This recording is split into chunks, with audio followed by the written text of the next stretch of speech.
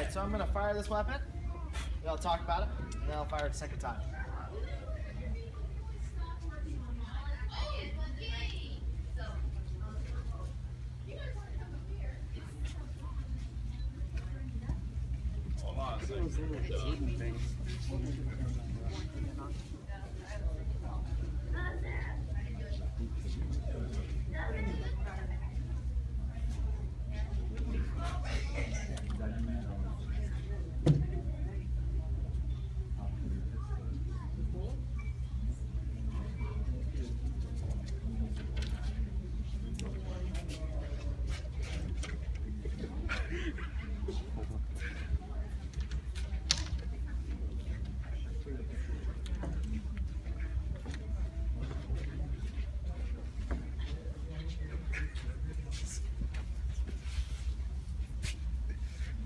So bad.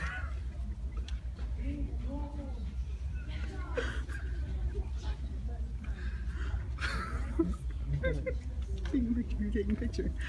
Set, peace! Fire! That was a little weak, but this is not my gun, so I do not know why. Alright, well, this weapon I just fired here is the matchlock musket. This is the dominant weapon of the battlefield here in Jamestown at this time. I guess that title for a couple of very good reasons. For one, most of the men coming over here at this time period, or at least a lot of them, are lower class, men who are learning a skilled trade, something like blacksmithing, carpentry, thatching, jobs that you pretty much do that one job for your entire life.